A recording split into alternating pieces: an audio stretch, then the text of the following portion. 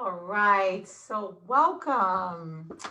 Uh, Welcome everybody. Today we are on final our final day of our 30-day redemption challenge. Today is day 10 of our 30-day journey. And for those of you who have been with us since day one, thank you. I hope that you've gotten some of the value so far from the presentations. We have covered the mind segment of our topics. And we talked about things such as finance, mind, trauma. We've covered vision.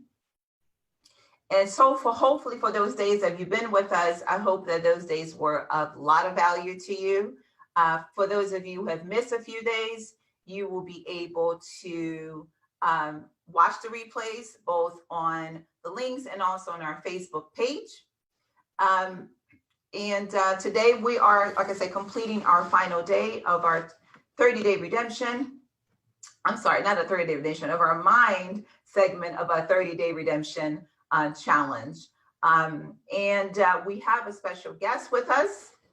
He is going to be talking about leveraging crisis to reconnect with purpose. He's going to be talking about how to see the bigger picture when life seemingly comes apart at the seams. So of course, with the things that are happening right now in the world that we consider to be a crisis, what he's going to be covering with us is how to recalibrate as you experience a crisis, and also learn how to reconnect with your purpose and have clarity. So his name is Elton Taylor, and he's a communicator. And he's going to be going over, like I said, today with us, leveraging crisis to reconnect with purpose. So if you guys help me welcome Elton. Give me 1 second here.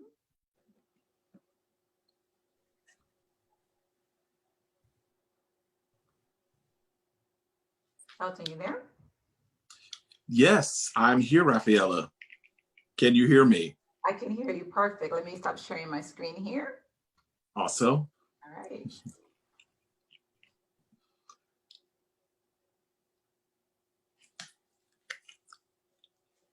Fantastic. So I just jump right in? Yes. Awesome. Well, thank you so much for the introduction, Rafaela. I'm grateful for the opportunity to be here as a presenter as part of the 30-day redemption programming that is going on right now. And I tell you, now is a wonderful time for us all to be going through this process, this period of transformation. And I'm excited to be among the group of presenters who will be sharing content throughout this 30-day period. As Rafaela stated, my name is Elton Taylor. I'm a communicator, I'm a consultant, I'm a creative. I work as an independent consultant and freelance creative in the Dallas, Texas area. And today we're going to be talking about leveraging crisis to reconnect with purpose. I think it's very important, particularly with the times that we are in right now, that we see crisis from the proper perspective. We see the headlines, we receive the inbox messages on social media, we get the forwarded email messages, and a lot of times we find ourselves swirling about in media, in messaging, in rhetoric, trying to figure out what to believe, what not to believe, what to take to heart, what to ignore, what to receive, and what to dismiss. And so we want to make sure that as we are being exposed to all of these various stimuli, that we are maintaining the proper perspective so that we are able to not just go through a period of crisis, but to emerge from that period of crisis better as opposed to bitter. So our conversational objective today is such. Today's discussion is meant to help participants see the bigger picture when life seemingly comes apart at the seams. Instead of experiencing crisis as an inconvenience, participants today will be inspired to experience crisis as a recalibration. Through a reconnection with purpose, one can expect to emerge from times of crisis, number one, assured of their reason for being, two, strengthened in their resolve to pursue destiny, regardless of whatever may have happened, and three, trajected from fear to power, love, and soundness of mind. And so, with that being said, we're going to go ahead and dive right in. One of the things when I'm presenting, I always like to start out with a problem, trying to identify what's the problem, what are we looking at closely, what are we trying to find a solution for. And several things that came to me as I was preparing as being problematic during this time. And of course we're dealing with the COVID-19 pandemic, but what I've done with this presentation is really crafted it in such a way that even though it is applicable to the COVID-19 pandemic, it is not exclusive to the pandemic. So these principles that you're going to be learning here today as part of this presentation will be applicable with regard to any form of crisis that you may be experiencing in your life, whether it's today, whether it's next year, whether it's a decade from now. And so hopefully something that I say and share today will stick with you, something that you'll be able to really apply to your own personal life. So going back to our discussion today, the problem that we are looking at right now in our society is that crisis is stressful. What we're dealing with right now is very stressful. People are experiencing loss of life. People are experiencing loss of employment, loss of income, and all kinds of things that are really making life uncertain right now. And people don't know what to make of it. So crisis is stressful. That is a problem right now. Also, feelings of fear and anxiety associated with crisis are overwhelming. And so people almost feel like they can't breathe. It's like it's sucking the air out of them, and they're not sure, how am I supposed to deal with all of this? Because right now I'm afraid. Right now my anxiety levels are rising, and in some people's cases, they're through the roof.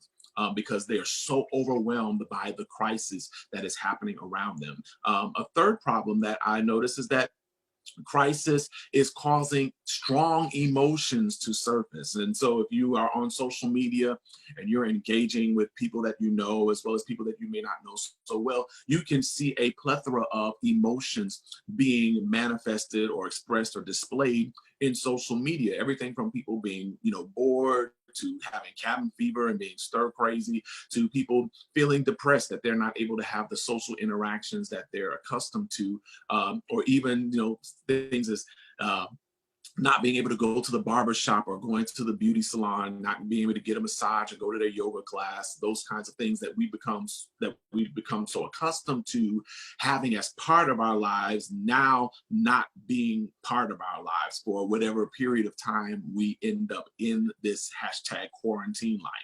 So let's talk about crisis, since all of these problems are really revolving around the crisis that we're experiencing. One definition of crisis that I definitely want to put before you is just something very basic. Crisis is a time of intense difficulty, trouble, or danger. That's from the Oxford English Dictionary. Again, crisis, for those of you who are taking notes, is a time of intense difficulty, trouble, or danger. The nature of crisis events can be public, such as natural disasters, terrorist attacks, and the like, or they can be private events, such as the notification from a doctor that you have been diagnosed with a chronic illness, or a domestic violence incident, the loss of your own sense of self, or even an experience of sexual abuse. Those are private crises that are dealt with by people each and every day. We see that crisis can denote a time when difficult or important decisions must be made, as well as denote a turning point of a disease when important changes are taking place. That's what the Oxford Dictionary kind of goes into a little more detail on. And so that stuck out very strongly to me, because those words, decisions and changes, can bring a lot of stress. They can cause people to experience fear and anxiety, and they can cause strong emotions to surface. And so they're very characteristic of crisis. So again, crisis, we see that it denotes a time when there are difficult or important decisions that must be made. And it can also serve as a turning point in such a case of like a disease, when important changes are taking place in the course of progress of something happening. Now, in the world of mental health, we see that a crisis refers not necessarily to a traumatic situation or event, but to a person's reaction to an event. And so we definitely want to make sure that we keep that in perspective as well. It's not just the event and the occurrence, but it is the reaction that a person gives to that event that also can be considered a crisis.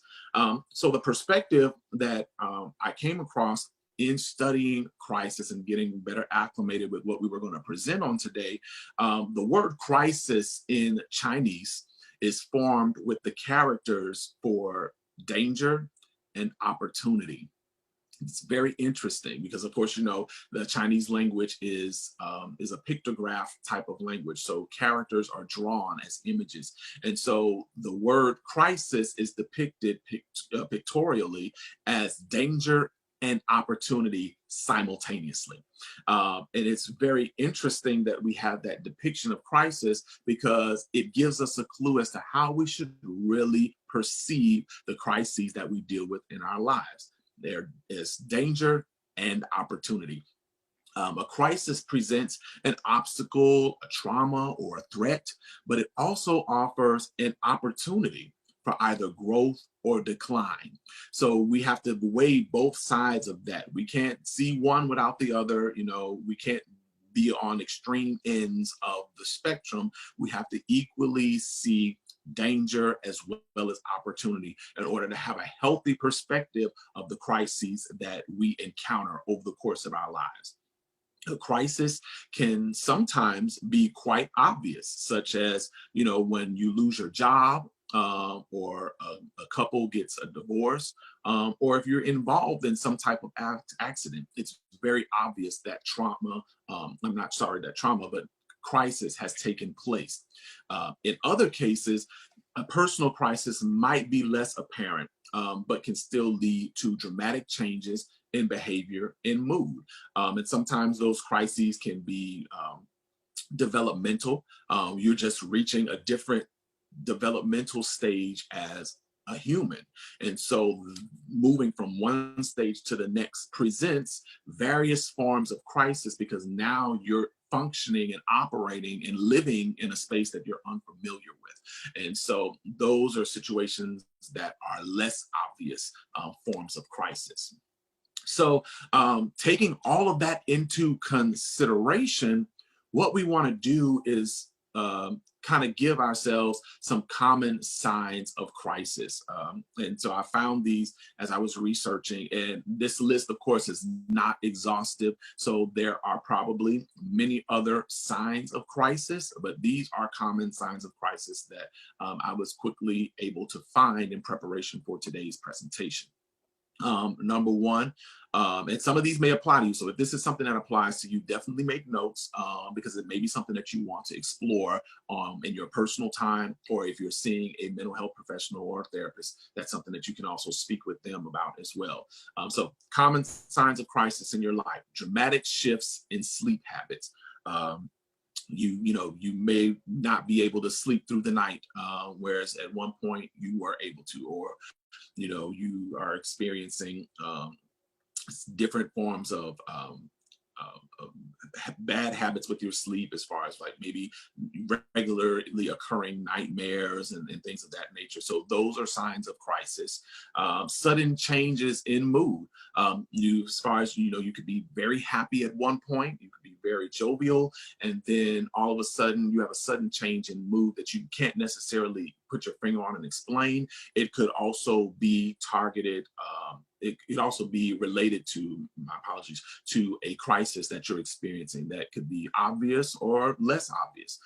The third common sign of crisis is withdrawal from normal activities. So, you normally would go have brunch with your friends, or go meet someone at the park to go walking, or you normally would take this trip that you always take every year with family, and you decide that I'm not going to do it, I don't feel up to it this year. That could be the sign of some form of crisis in your life. Also, decreased performance at school or work. So if you see that your performance and your production in your studies or in your job have taken a dip, and they're not really as sharp as they ordinarily are, look for crisis somewhere. Also, neglect of personal hygiene. You may say, like, oh, I don't feel like showering, or oh, I don't feel like brushing my teeth, or dealing with my hair and all that kind of stuff. And you ordinarily would do that or enjoy doing that, and you feel that I'm just not into it today. There could be some crisis that is manifesting or that is apparent in your life. And then lastly, changes in weight. If your weight fluctuates and, you find yourself, I'm this size, and then, over a matter of weeks or maybe a 90-day period, you find your weight dramatically changing and you're not necessarily exercising or dieting, there could be some form of crisis that is affecting your weight, because it can be affecting your, desire for physical activity that you would ordinarily do. And it can also affect your appetite as well. You may eat more than you normally would, or you may not have much of an appetite and eat much less. And it shows up in a change in weight. So now we've got some common signs of crisis that we can kind of use as just very simple general reference points that many of us can relate to. And I'll be honest, even with my own self, I've experienced all 6 of those in my life at some point. And there have been some cases where I've experienced all of those simultaneously. And so there's, it doesn't make you a good person if you haven't experienced it. It doesn't make you a bad person if you have. So don't beat yourself up if you find yourself in this situation. Use it as a marker to help you identify that there is a crisis that needs my attention. And I cannot ignore these signs and expect to have a life that I enjoy. So now let's look at crisis as recalibration. In the context of this discussion, I love words, so I love giving definitions. Calibration means to adjust precisely for a particular function. There are multiple definitions of calibration, but in this sense, we want to focus on the definition to adjust precisely for a particular function, because again, we're looking at purpose as it relates to crisis.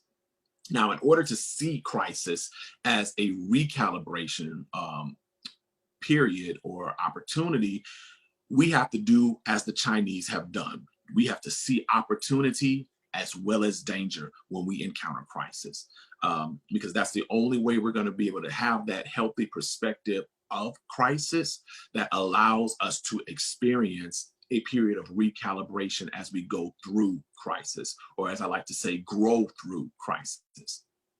The time of intense difficulty, trouble, or danger that we identify as crisis can only serve to adjust us if it's seen as an opportunity to reset us for a particular function. And that particular function is your purpose. I'll say that one more time for those of you who may be taking notes. The time of intense difficulty, trouble, or danger that you identify as crisis can only serve to adjust you if it is seen as an opportunity to reset you for a particular function or for a particular purpose. So what does purpose have to do with crisis? Purpose is literally the reason for which something is done, something is created, or the reason for which something even exists. This is your basic definition of purpose. It's always going to point back to the reason that something is done, created, or even exists. Purpose is where, as an individual human, it's where you find meaning, what you want to do and what you want to contribute. Again, what you want to do and what you want to contribute. That all helps you in finding meaning to your life. Your purpose can be linked to your work. A lot of times people say, my purpose is to, to help people heal. And so I have a career in the healthcare industry and I work as, a nurse or a doctor or a surgeon. And so they associate their career with purpose.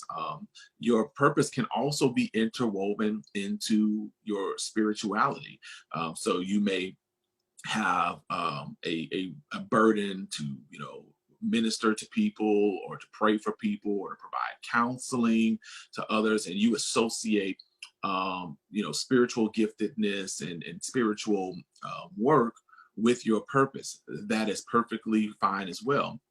But what we want to also take into mind is that your purpose is indeed broader than your job or even your spiritual health or what you do in the spiritual sense for other people.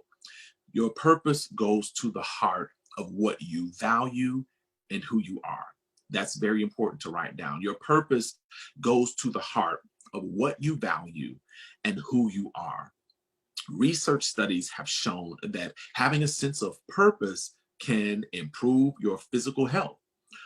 It reduces the effects of disease, and it also has a positive effect on pain management for people who may be experiencing some type of chronic illness or health condition.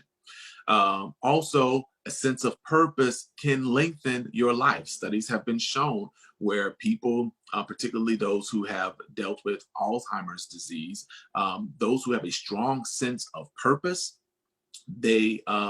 it is connected to their ability to age well. And so I've even heard it said that if you have a strong sense of purpose, you can add up to 7 years to your life beyond the average lifespan for a person. So again, purpose is advantageous in that it improves your physical health, it lengthens your life, and then thirdly, having a strong sense of purpose will just make you happier.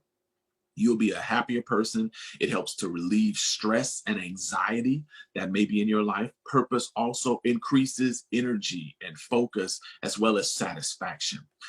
So we definitely want to make sure that we have a strong sense of purpose, if for no other reason but those three outlined there: to improve our physical health, to lengthen our lifespan, and to make us happier people.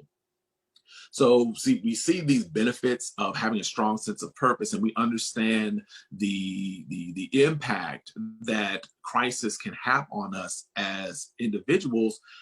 How then do we reconnect with purpose? Or in the cases of some people, how do they even find their purpose? Because some people may feel right now that they have never connected with their purpose.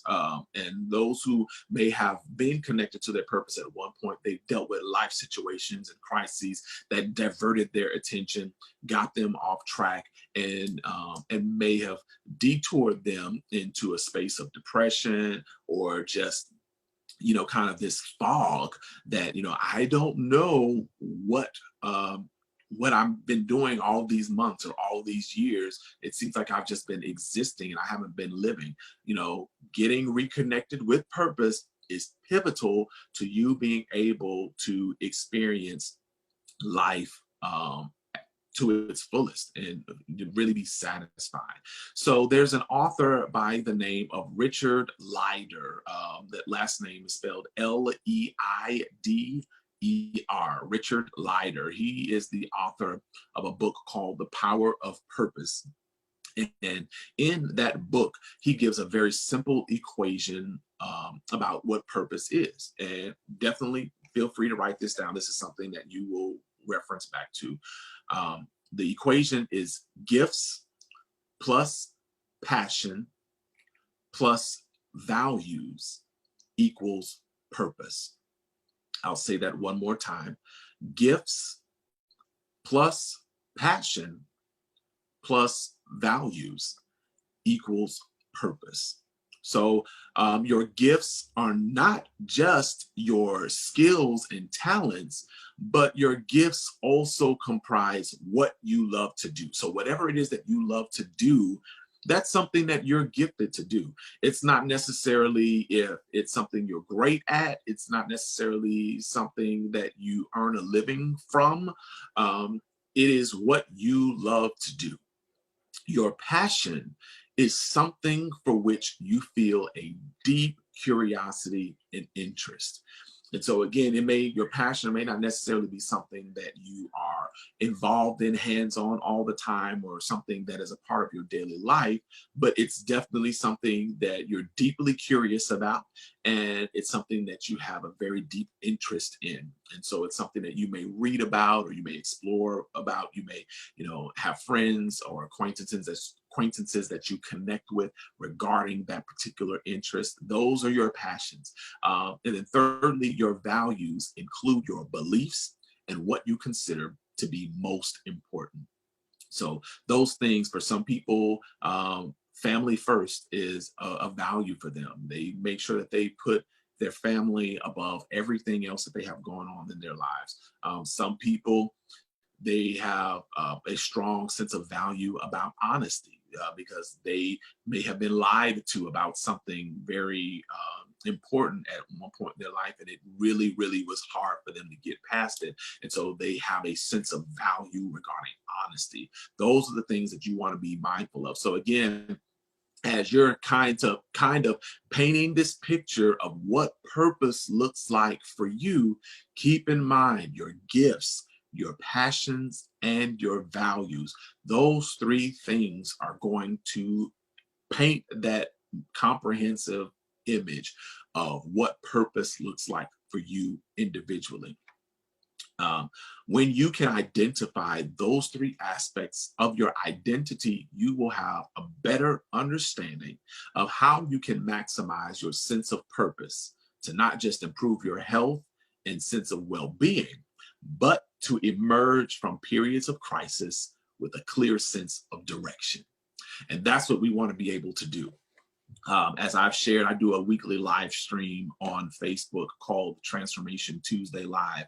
And one of the things I've really been dealing with this month in particular is overcoming crisis and strategies that are very specific to that. And what we have to understand about crisis is that crisis is temporary. COVID-19 pandemic is temporary. It will not be here forever. And so when this period of crisis, when this period of uncertainty and challenge ends, are we going to have a clear sense of direction, or are we going to be confused? Are we going to try to go back to the way things were before and base our new normal off of what it is that what we called normal before COVID-19 entered the picture? So we definitely want to make sure that we can maximize our sense of purpose to not just improve our health and well-being, but to be able to emerge from periods of crisis with a clear sense of direction.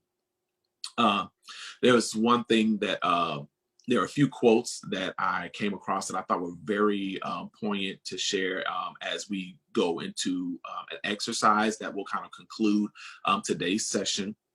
And I can, of course, share these quotes as well if anyone wants them at a later time. This first one is by Richard Leider, the author that I referenced. And he says, "Purpose is always outside of yourself and larger than yourself." I love that quote because it speaks to the fact that it's not all about you. So this is not a narcissistic or an egotistical kind of situation. When you're talking about your purpose is always going to be larger than you, and it's going to be outside of you. And so what you've been given life to do, what your reason for being revolves around, is always going to be outside of you. It's going to affect other people. It's going to affect places. It's going to affect things, and it's going to be much bigger than you. Another quote that I liked by E.B. White says, I arise in the morning torn between a desire to save the world and a desire to savor the world. This makes it hard to plan the day. And I think that's a wonderful way to look at a fulfilled life, is that you know that you want to save the world, and you know how you want to save the world, but then you also want to savor the world, and you want to enjoy the world and life and all that comes along with it. And you're literally so excited about life and living that you are torn between the two. Do I save the world today, or do I savor the world today? That's the mark of someone who has a firm grasp of their purpose. And thirdly, it's a quote from Richard Leider. He was talking about this gentleman named Viktor Frankl, who was the author of a book called Man's Search for Meaning. And so Richard says of Frankl, he was in a concentration camp. And what Frankl explained was that when people lost their reason to get up in the morning in that concentration camp, they were dead within 24 hours. And that's a very powerful statement, because as many of you know who have an understanding of, the Holocaust experience and being in the concentration camps, it was very traumatic. It was, crisis to the greatest degree. It was, it's very similar in intensity to what Black Americans experienced, and the ancestors of Black Americans experienced through the slave trade in colonial America. And so having a reason to get up in the morning is very, very important, because if you don't have a reason to get up, then it's like you die inside. And we want to make sure that that is not compounded by crisis, because all crisis is going to do is intensify that, expedite that, make it happen, in some cases more tragically than just dying on the inside. It could lead to suicide. It could lead to a number of different things. So we want to make sure that we reconnect, use this time of crisis to reconnect with purpose, so that way we are emerging from crisis with a clear sense of direction on how we are going to not only live but enjoy life. So here's an exercise that I want you to do, and you can write this stuff down, and I'll also provide a graphic for Rafaela to share with these questions on it. But the idea is you just want to sit down and without distraction, write honestly your answers to this series of questions, which are adapted from the Life Map Guide from Richard Leider. So the first question is, who am I? Very short question, but very complex question. And sometimes it's hard, but give yourself time, give yourself space, give yourself grace to answer that first question. Who am I? The second question, what do I have to contribute to the world? Again, what do I have to contribute to the world?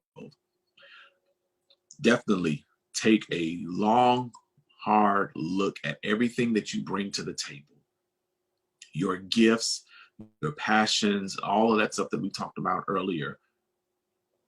Take a good, hard look at that and say, this is what I have to contribute to the world. This is what I have to offer the world to make the world a better place, or to leave the world in a better shape than I found it.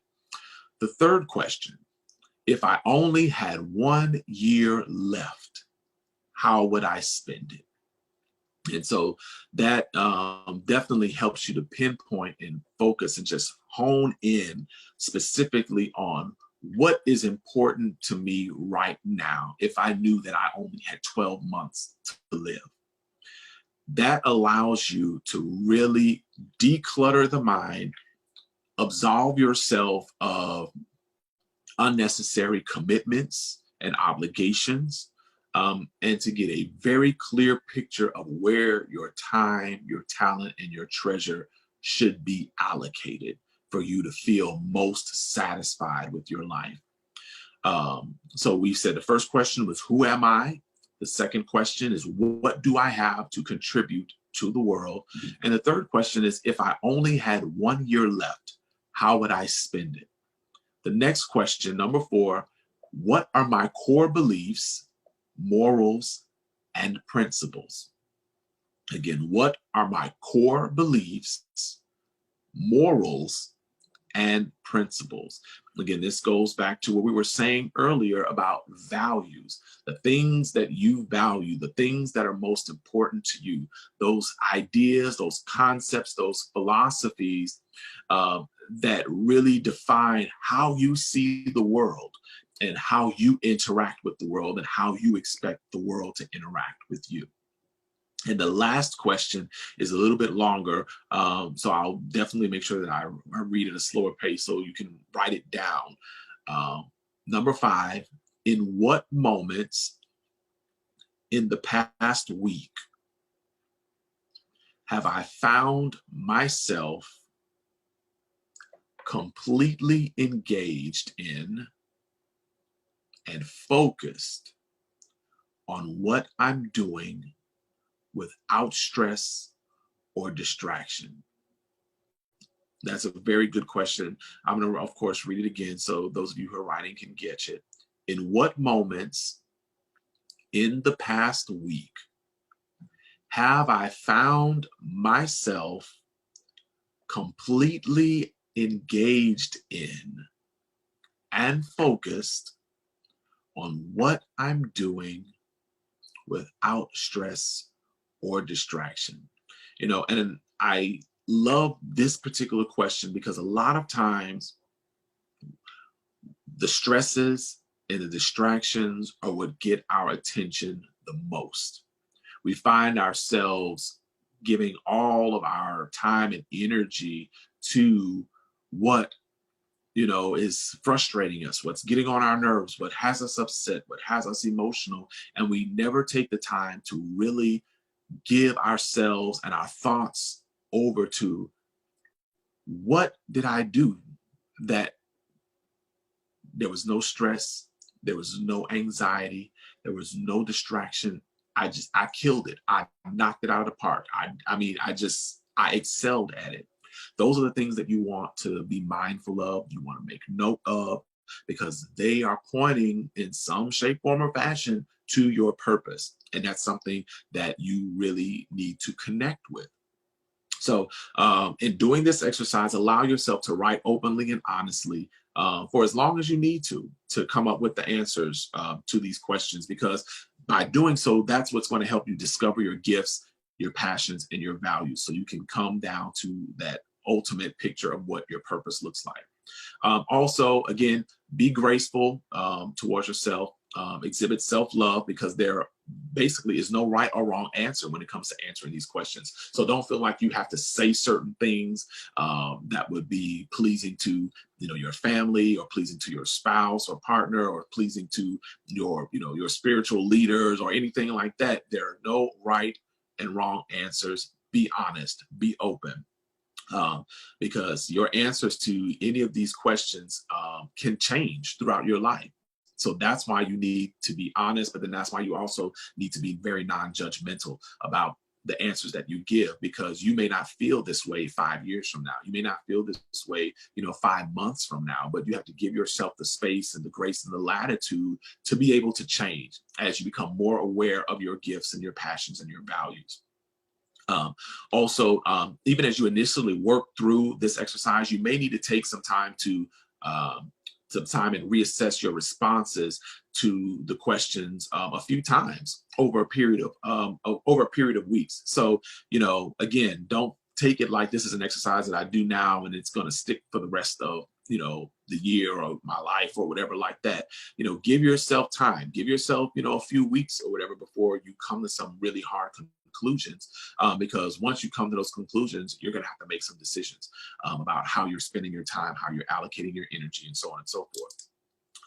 It's okay to see this as a process of you coming to understand your own personal purpose in life and reconnecting with it whenever crisis enters your life. So this is also a very good exercise to do over time, every time you experience some type of major crisis, because again, it's bringing you back to what's important to me, what should I be focused on, where should my time, talent, and treasure be allocated, so that way I'm enjoying my life and I'm feeling fulfilled and satisfied. So in the weeks and months following this exercise, strive to stay mindful of your attitudes and feelings during the day. Reflect upon the times when you feel fully alive, as I said earlier, as opposed to the times you feel least like yourself. Those times when you're just killing it, you're nailing it, everything is flowing and you're moving. Make a note of that. Write down what it is that you were doing, so that way you can just get a little bit more understanding about your purpose. This process of self-discovery will help you move closer to your own reason for being, closer to you understanding that, which can have a powerful effect on your health and well-being, even in the midst of crisis. So this is one of the great tools that you have at your disposal that you can use, so that way when you're experiencing situations that for the average person, it seems like life is being pulled apart at the seams, life is falling apart, everything is crumbling. Yes, everything around you is crumbling, and it's stressful, it's distracting. But even in the midst of that crisis, you can experience a very powerful advantage and effect, because you now know how to reconnect to your purpose and emerge from crisis with a sense of direction.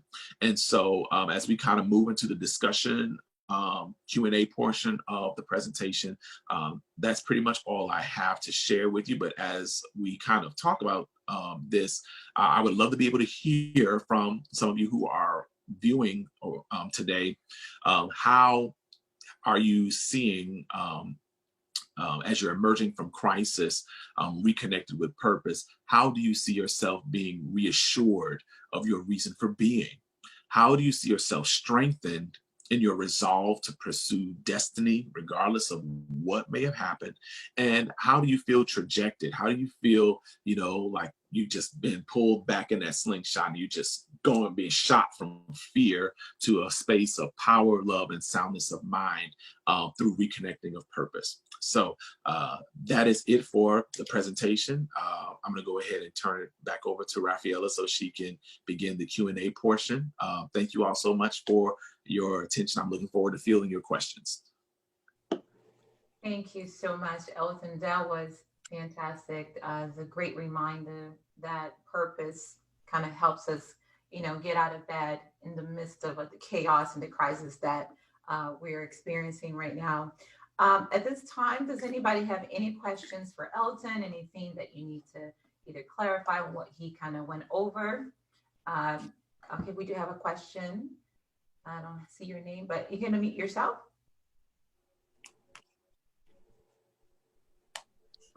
So I see the 505-081. You have a question?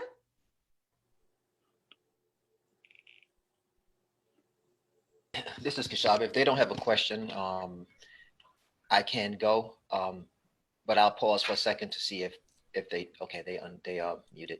Yeah. Well, Elton, thank you for the great presentation, and thank you for taking the time to put together such an informative presentation. Especially the timing couldn't be any better. And so I wanted to see if I could throw some questions your way. I have about 3, but I'll do one, and then you give us a chance, and then I'll come back. What you presented reminded me of something I read in a book once, and they said that you take all scenarios, all catalysts, everything that happened, and you try to find love in every scenario. And I thought that was pretty profound, because some things you read and it sounds very logical, but then in the moment of a crisis, or in the moment, if you're in your passion, you can't really think logically. And so, but it reminded me of that, the seek love in all scenarios. um, and pretty much take the moment, the opportunity, or what they called it, the experience. You take the experience and you use that as an opportunity for you to see what is happening with you. So it's Yes. like you use the moment as a mirror for self-examination to say, what is happening to me in this moment? Can you elaborate on that if that goes along with your work in relation to crisis? Can you elaborate a little bit more on that to use the experience? Because I think maybe saying crisis and saying experience may be synonymous. You could correct me if I'm wrong. No, yeah, you are totally on target. Okay. Crisis and experience are definitely synonymous with each other. If we kind of go back to the Chinese language's characterization of the word crisis, it's danger and opportunity simultaneously, and Okay. danger and opportunity are both experiences. Okay. So I totally, agree with what you're saying, and there's a scripture in the Bible that says, "Perfect love casts out all fear." And of course, when you study scripture, that word "perfect" does not mean, in most cases, without blemish or without fault or anything like that. Perfection really speaks more to maturity. So you say perfect love, you're talking about a mature love. And to be able to seek love in all situations and experiences, it takes a very mature form of love to be able to do that. But then the reward of having that perfect love or that mature love that seeks, that's sought through experiences, you see that fear is cast out. All fear is cast out. And Now, so go ahead. Yeah. that would take quite a few. It would take, I guess, some failures first, and I guess maybe for people to be able to embrace the failure of a scenario or what they may deem as a failure. The material that I read didn't really call it a failure. It actually called it an opportunity because the experience Mhm. was an opportunity. I guess it's very similar to what you're saying. And you kind of embrace that opportunity and you give thanks for that opportunity because this now is a chance for you to grow. So would it be that you would have to go through an experience and maybe fail so that you could have that moment of self-examination so that when it presents itself again, you can apply what it is that you learned? Is that how it works? Absolutely. I couldn't agree more. I couldn't agree more. It's very accurate. And a lot of times we're afraid to fail. That fear of failure will cause us a lot of times to avoid experiences that could really teach us about ourselves. Because again, we don't learn about ourselves until we're put in a position where we're afraid. Because when you're afraid, you don't really know, okay, am I going to fight or am I going to run? What decision am I going to make? And so we learn a lot about ourselves in moments of fear. And so we can't run from fear, but we have to face fear and be open and willing to learn, what is this fear teaching me about myself? The beautiful thing, and thank you for that. The Mhm. beautiful thing in that reading is that paradigm shift of focusing on the experience helped to take away from focusing on the catalyst. Mm. Just a short example, I remember my personal experience. I had a boiler issue, not a boiler issue, a hot water tank issue in a house. Mhm. And when I called the service provider, he came out, and the first thing he said was, "You have to replace the hot water tank." Mhm. So that's a $900 scenario. Then I told him, "Is there anything else that can be done on this hot water Mhm. tank? Maybe the electrical coupling, something can be done." Mhm. And he said, "No, you have to replace the hot water tank." And he never followed up. Mm. The next day, I called someone else, and they said, "No, these don't even." The next day, I was able to get the boiler working without the $900 payment. Okay. And I remember applying that experience scenario, and I thanked the person who wanted to charge me the $900 for not showing up, because had he showed up, I would have paid the $900 when I didn't have to. So going back to the original catalyst is that it wasn't him. It wasn't the hot water tank. It wasn't the service provider. It wasn't even the person who made it so that I didn't have to spend that money. It was kind of like me and how I looked at these scenarios. What did I learn? Right. And so I learned that my takeaway at that time was God's timing is better than your timing, because if you would have been anxious, you would have spent money. So I guess if I can just say to the listeners is that shift for me was moving from the person causing it. I could have been like, oh, look at this guy's trying to charge me $9. Or look, you see, thank God I have other people that can, but it wasn't even the people. And I think that helped.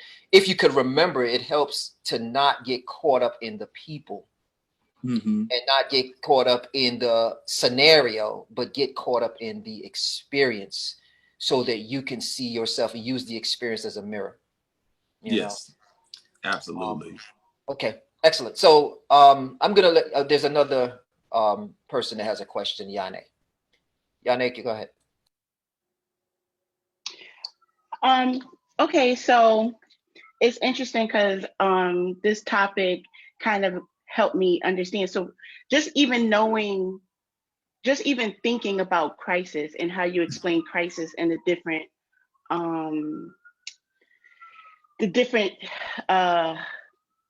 byproducts of crisis and how it affects us, it kind of opened up my mind to something, because I'm an entrepreneur. I've had my own business for 5 years. Okay. And when I look back at myself 5 years ago, there's things that I missed. There's positive things that I missed.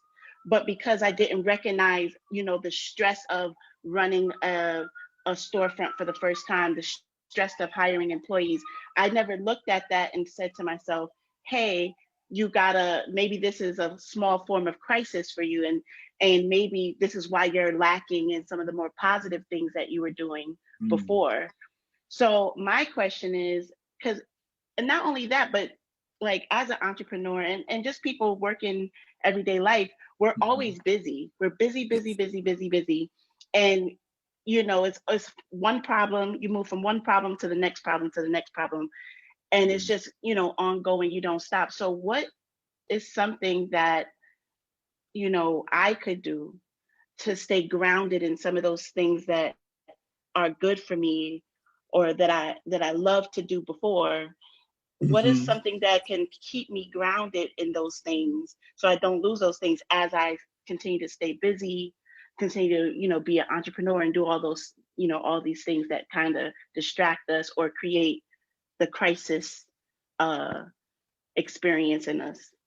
Yeah, that is a great question. And there's several ways that I want to approach. So hopefully I can do this with the amount of time that we have left, because I think it'll be very helpful to you and some others who are watching also. So when we looked at that equation that Richard Leider provided on purpose, gifts plus passion plus values equals purpose.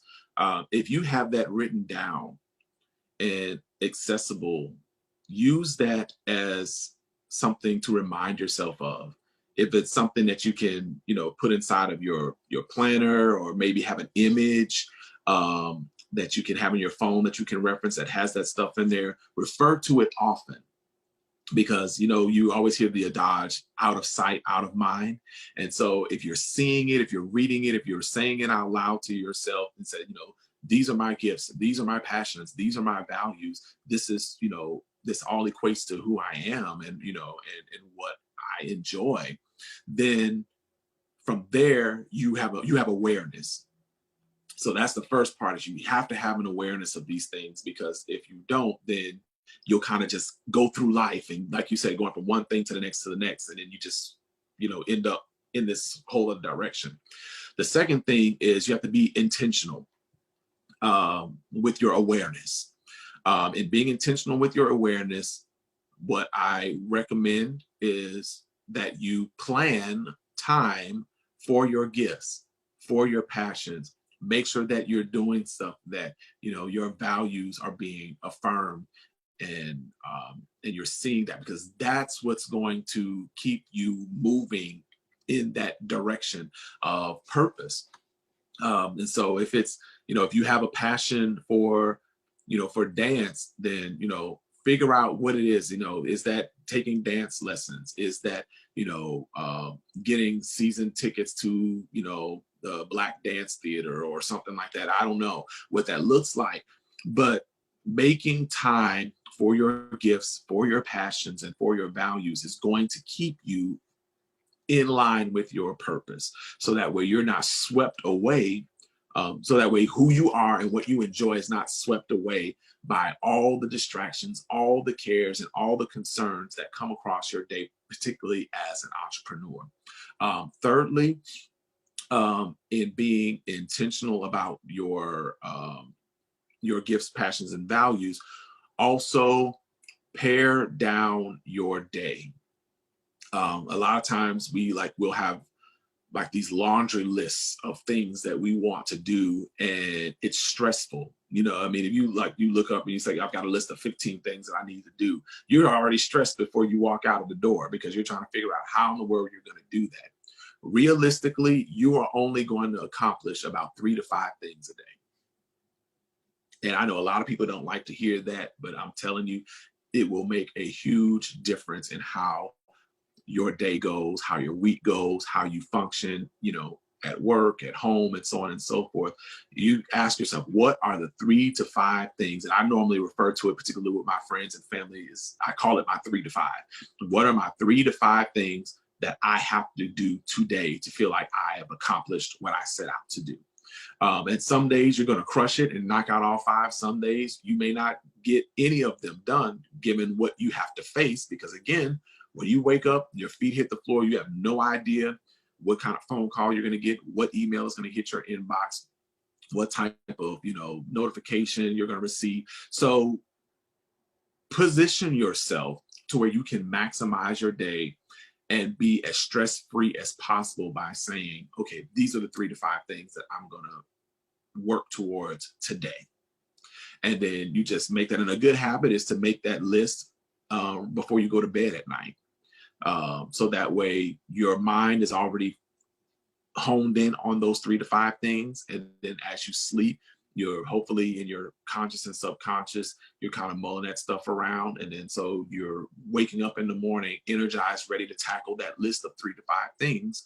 And then also being open and flexible to whatever kind of comes your way. So that way, if you have to switch some things, tweak some things, and move some things around, you can do that without feeling overwhelmed. So hopefully that answers your question. Yes, that was great. Thank you. You're welcome. I see that we had a call from Rel. Rel, did you have a question? Or the hands was up before? Yeah, I had a quick question, but I didn't want to, I know, due to time. But anyway, thanks, Kashaf, and thanks, Elton, for this valuable information. It's my friend Darrell. Elton, so, you know, I am getting very upset about people saying that I'm bored. Mm-hmm. For some reason, I can't see boredom in all of this. So I need help. Like those that are close to me and family members and everything, I'm seeing their gifts because I'm a person who always finds strength in people and find the good. So I'm finding all these gifts like, okay, daughter, you know, you can sing, write some songs, you know, you do hair, makeup well, you know, write some things down and start a little book or do a blog, start your blog, or, you know, do some live FaceTime, or she's younger, so Instagram or something like that. And, you know, some of my other family members, look, you know, you're an author already, and you're an artist, do this, that, and the other. But everybody, they don't hear you, and maybe because they're very close to me. So, and, you know, you read social media, to me, it's just like, how can you be bored, man? I just found, you know, one of my books, The Alchemist. I never finished that book, and I just unpacked it and said, I'm going to finish this book. You know, that I have like every day, Like you were saying, 3 to 5. I have 3 to 5 things that I need to do. And you're right. I may only complete 2 things. So what, and speaking with people, which I do all day, you know, that's part of what I do in life anyway, to help shepherd people from one point to another, during times of transition or shifts, you know, giving them resources. So what can I do to encourage those that are around me that are saying, I'm bored during this time? You know, I think for some people, and I agree, you know, I've seen all manner of social media posts where it is just like, wow, it's like, this is an amazing time. This is such an amazing time. And I can't understand why anyone would be bored. and you know, and I don't want to be rude, you know, about it, because I definitely want to be respectful of people's, you know, personal feelings regarding how they choose to cope with what is going on. And so what I believe is maybe the safest and healthiest way to kind of confront that boredom is literally kind of using that equation that Richard Leider provided, you know, helping people, you know, identify their gifts and their passions and their value, and then maybe kind of just giving them that bit of extra encouragement that just says, you know, wow, you really could do something with this. Have you considered XYZ? And then maybe, because sometimes people, I found, they just need a little bit of creative ingenuity just thrown into their lap. You know, you give them a little bit, they can take off and run with it. And so even as I've kind of consulted and coached several entrepreneurs since the pandemic began, I've been able to really help, you know, kind of gently move them to pivot. And, you know, they're trying to figure out, how am I going to do this? How am I going to do that? You know, my business is set up this way, and, you know, I don't know what I'm going to do to keep my doors open or keep my business going or whatever, that kind of thing. I say, okay, well, this is what you have. Have you considered pivoting in this direction over here and doing that? It's very similar to what you're already doing. It's just a different presentation of it. And, you know, and it's funny, they're like, I never even thought about that. But it kind of goes back to what the previous person was saying when she was on, about, you know, when you're that entrepreneur, you're just in there, you're dealing with everything day in and day out. What I find is that you're so close to what you're doing, it's hard for you to get the bigger picture. And so I love the idea of having, you know, mentors, having coaches, having someone in your life that can really look at what you're doing from the outside looking in, as opposed to from the inside looking out. Because like, as a consultant and as a coach, my point of view is going to be completely different from the business owner, because I don't know anything about their business. I don't know. So I tend to ask questions that they don't get asked, you know, and they were like, oh, I never thought about it that way. So maybe that's a good way of kind of helping your family really tap into their potential and really reconnect with purpose and get that clear sense of direction right now in the midst of the pandemic. So when the pandemic is over, they're not playing catch up. Right. Thank you so much. Thank you, Oh, Ralph. yes. Okay, we're going to go over just a little bit, because we have another question, and I just want to make sure that people get a chance to express themselves. So we have another question from Estella. Estella, can you unmute and ask your question? Yes, hi. Okay, so Hi. so as I'm listening, I'm a person who, you know, I believe in gifts and passion and our values, and all these things make our purpose. And so with our purpose, I also feel like it's something that can be given to us through, you know, through generations, and, you know, seeing our mothers, our parents doing certain things that we grasp to be our purpose. And so as I reconnecting with my purpose and learning what I like and what is my gifts and my passions, there were certain things and gifts that I was able to learn from my mom. But certain things when it comes to learning who I am in God and my spirituality, I also feel like there's been like that yearning desire to help others and to, you know, to minister to others, to teach and preach and help people in that way. So, but for a while, I've been allowed myself to be put in a box and, you know, learning different religions and, you know, hearing this and what God and, you know, religion versus your spirituality. And so I felt that there's like a burning desire that I can't just be put in a box, in a religion, and that my spirituality is beyond, or my yearning is beyond religion, and what I should be. And that's part of my purpose, to help others. And so in trying to understand my spirituality and not being put in a box when it comes to religion, you know, I have that desire of being an entrepreneur, but in a religion that doesn't really go, you know, go hand in hand. That's what, you know, has been taught to me. And that's something that I'm learning. So I'm trying to figure out how, with having this burning desire, it's kind of like that quote you said about, you know, having, you want to save the world or you want to save the world. Yeah. So I wake up and I have those feelings every single day because I'm in the health field. I want to help others. I'm so used to doing this and doing that. But now it's kind of like we have to sit and just not necessarily sit, but we're in a pause, or we're in a, you know, we're in a different moment right now. So Absolutely. with that burning desire, I'm like, how can I use my spirituality to really, you know, unbox myself Sure. from the things that's been passed down. Yeah, and it's that, I mean, that's very poignant because a lot of times, as you stated, religion or denomination, you kind of become subject to the theology of that sect of people. And it's not necessarily the Bible or whatever holy writ that group ascribes to, but it's their belief system. It's part of their culture, the way they see the world. And when you kind of expand beyond that, in some cases, you become a problem to the establishment, because now it's like, well, so what we've been teaching you and what, you know, that's not good enough anymore, you know, because and the thing is, it's not that it's not good enough anymore.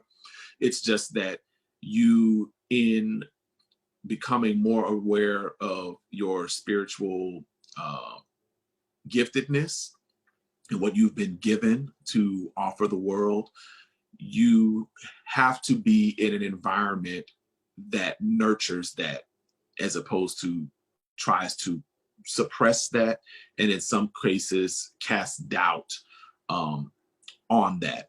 Because a lot of times, you know, it's human nature. We cast doubt on anything that we don't understand. And so the minute you begin to speak about things to people that they don't understand, then they try to project their doubts, their hesitations, and their fears on you. And the thing is, you're not necessarily fearful or hesitant or doubtful concerning it. It feels very authentic and genuine and real to you, but because it doesn't resonate with them and they begin to project their fears, hesitations, and doubts on you, then you start second guessing what it is that you really feel called to do. And so I would encourage you on this wise to begin to explore where your longings, where your desires, and where your gifts can be nurtured, where they can grow, where they can expand, you know, because you want to position yourself to be able to grow forward. And, you know, it may mean, you know, becoming, you know, an member of a church that's on the other side of the country. But that spiritual leader is speaking to your passion, is speaking to your purpose, and you feel like that baby leaping inside of you when they open their mouth. That's a clear indication that that's somebody that's anointed to speak into your life. Also, you know, different books. I love audiobooks. I find that I learn better if I'm listening as opposed to reading, even though I love to read. But then also looking at coaching opportunities. There may be a coach or a mentor who can really pull that out of you, help nurture you, and kind of guide you in the right direction, so that way you are that you're, you know, fulfilling purpose and that you're enjoying the process, as opposed to feeling like you're being crammed into this box that doesn't fit you any longer. Like it once fit you because you didn't know anything else, but now that you've grown, you've matured, you're, you know, developed further, it's like, okay, I need more. You know, I need more nourishment. My gifts need to be put to use. They need to be activated. My potential needs to be, you know, demands need to be placed on my potential. And I can't stay here because I'm not getting what is required for me to fulfill the greater purpose that I've been called to. So I definitely encourage you, go forward, go for it, grow forward, connect with the people that you need to connect with in order to nurture what's inside of you. Okay, thank you. You're welcome. Hopefully I answered it right. Or gave you something that you could really use. Excellent. Okay. And thanks for that comment, Estella. So I have maybe a 2 cent to add before we let Rafaela come back in regards to what you originally said, Elton, in regards to using the opportunity, and this goes to Estella, using the opportunity that you have and kind of flipping it and seeing how you could use it for your benefit. And so in the example that you gave with certain religious upbringing, I think that is a great opportunity because there's many people that can relate to being in the box. And so coming out the box, you get to show them that, you know what, the belief still exists outside of the box. And you get to use that as a great victory. To show them that, listen, I'm able to step out of here and look at me, look at my growth. Look at some religious organizations, they make it seem like you walk out of those doors, you're going to die. Look at me, I'm still alive. Right. Look at me, I'm still prospering. I'm still well. A matter of fact, when I left, I found my purpose. Thank you for creating the potentiation for me to come out of that situation. Yeah. Okay. So maybe you could use that as a takeaway, at least part one. Part two, I would say, is in my humble opinion, just based on my own studies, everyone's purpose is to serve. And so second part to your question, I believe that if you look at anything else that serves, the sun serves, the birds serve, nature serves. Anything that's not indoctrinated, such as you can't indoctrinate nature. Right. But nature serves, and nature serves everyone. Nature is not boxed in. And so if you look at that as an example and you look at, I'm going to live a life of service, however, I'm going to serve using my particular gift.